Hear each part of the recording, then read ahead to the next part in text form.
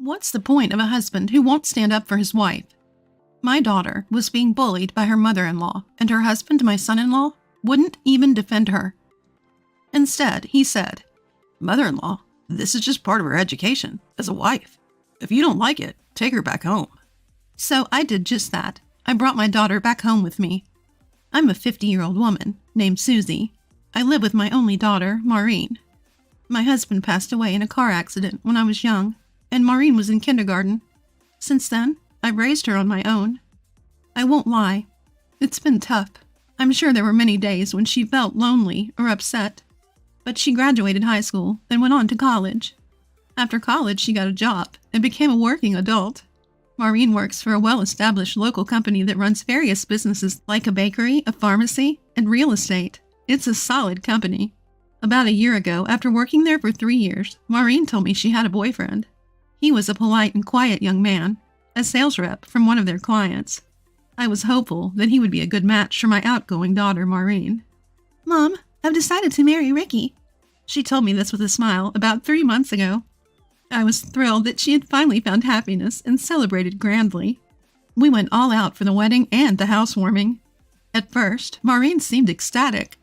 But as time passed, she sounded less and less cheerful, and it became harder to get in touch with her. I thought it was just typical post-wedding blues, so I decided to wait for her to reach out. Maureen's an adult. It's not my place to meddle, I thought. But I was wrong. "Hey, Maureen looks really worn out. That's not just wedding blues. Are you sure she's okay?" My friend Karen, who lives near Maureen, told me this. "What do you mean?" "That complexion is terrible. I asked if she was pregnant, but she said no. She looked really sad. Have you heard anything?" Karen's tone was somewhat accusatory. "I haven't been able to reach her lately. She's not answering her phone." "You should try contacting her again." Encouraged by Karen's insistence, I called Maureen once more. "Hello, Maureen. It's Mom. Just checking in on you." Maureen answered, but there was only silence. "Maureen, can you hear me? Are you okay?" "Mom,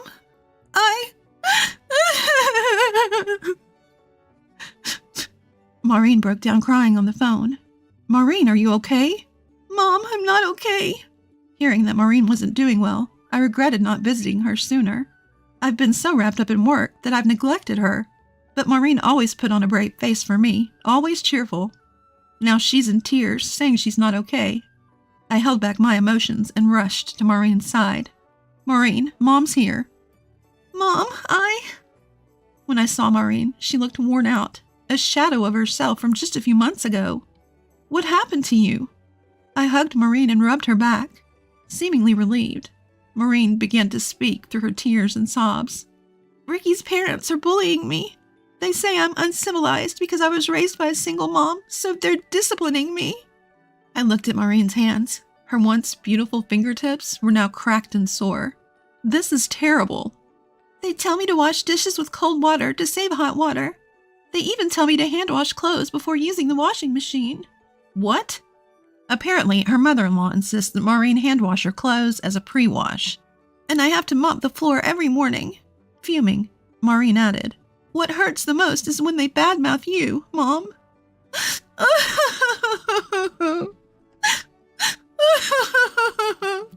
She burst into tears. I was livid and yelled at Ricky's parents. "What are you doing to my daughter?"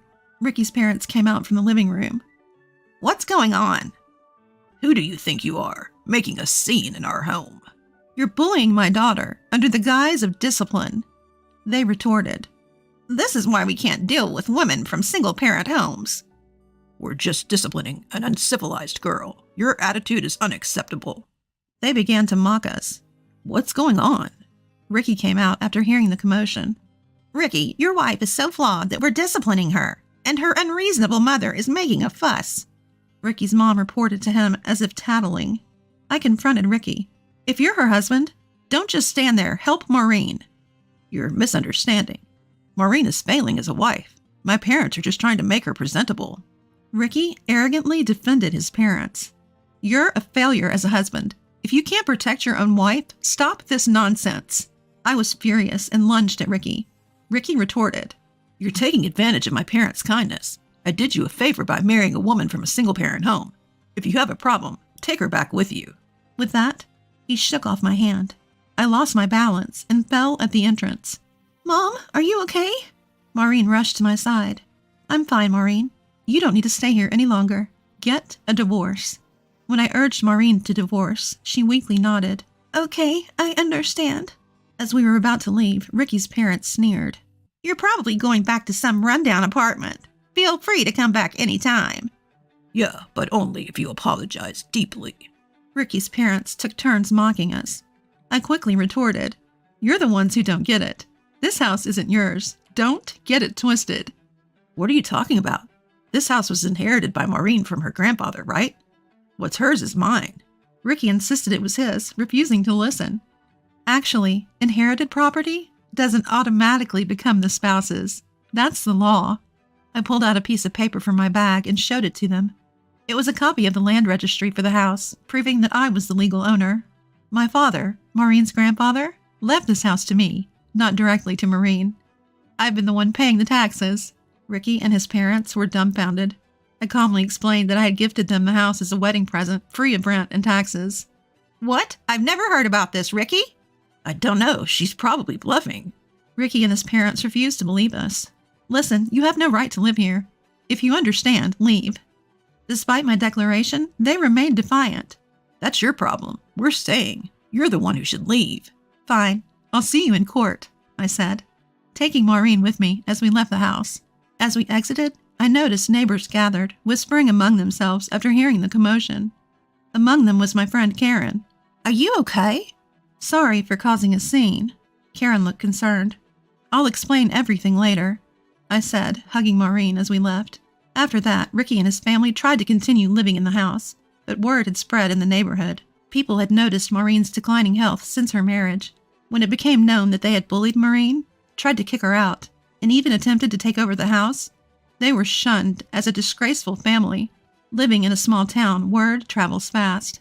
It didn't take long for us to hear about Ricky and his family situation through Karen. Their reputation had plummeted, and they were even told not to dispose of their trash at the community dump. Apparently, they fled in the night. Karen told me, chuckling. Within a month of us leaving, Ricky had called my cell phone multiple times. "It's your fault we can't live there anymore because of the harassment.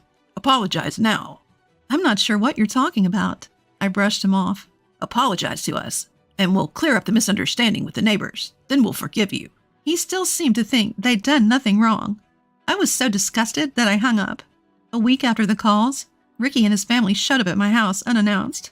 They were stunned when they arrived. Yes, I live in one of the city's most luxurious high-rise apartments. In fact, my late husband ran a company, and I took over as CEO after his passing.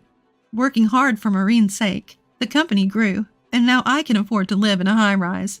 Upon discovering this, Ricky and his family immediately changed their tune. We're really sorry. We had no idea you were so well off," Ricky said, forcing a smile. "Yes, it's our fault for not knowing better. If we'd known you lived here, we would have treated you differently," Ricky's mom added. "So you're apologizing because I live here?" I asked sarcastically. No, actually, we sold our house to live with Ricky and Maureen, but now we have nowhere to go," Ricky's mom continued. "Yes, we wanted to provide a good home for our parents, so we proposed living together," Ricky added. "We sold our house for that reason, and now we're stuck in a rundown apartment," Ricky's mom said, feigning tears. "Mom, don't cry. So, can you help us out? Could you either give us some financial support or let us live in an empty room in this high-rise?" Ricky shamelessly asked for assistance. I put on a smile and said, "Remember what you did to my daughter? Even if you've forgotten, I never will. Please leave." "What? You're abandoning your own family?" Maureen, who had witnessed the whole thing, immediately called the police. The police arrived promptly, found the 3 people, and quickly sent them away. Turns out Maureen had consulted the police several times after her divorce, saying her ex-husband was stalking her, wanting to reconcile. Her ex's family continued to show up at her apartment complex, but the concierge handled it. They've been scraping by in a cheap, rundown 2-bedroom apartment ever since. They squandered the money from selling their house on new furniture during the move, leaving them with almost nothing. Ricky's parents can't adjust to a less luxurious lifestyle and continue to live recklessly. Their son Ricky is worn out from being exploited by his parents. Moreover, the reason for the divorce got out because he used to be a salesman who frequented Maureen's company. As a result, he's been banned from Maureen's company and lost a major client, derailing his career. Even Ricky's parents have started looking for work, realizing the gravity of the situation. But due to their age, skills, and neighborhood gossip, they're struggling to find employment. The jobs they do find don't pay well, and they continue to live in hardship. I decided it would be a waste to leave my father's house vacant, so I've opened it up as a community center for the neighborhood. I occasionally check in to make sure Ricky's family isn't causing trouble. Maureen told me, "I'm an adult now, and I wanted to handle my husband myself. I didn't want to worry you, Mom." I've been telling her, it's not shameful to ask for help. The sooner you speak up, the less you'll suffer. So speak up sooner from now on. After the divorce, Maureen has been living in my high-rise apartment and continues to work at the company she's been with since before her marriage. She was downcast when she first came back home, but now she's back to her old self and helps around the house. We plan to live happily together for the foreseeable future.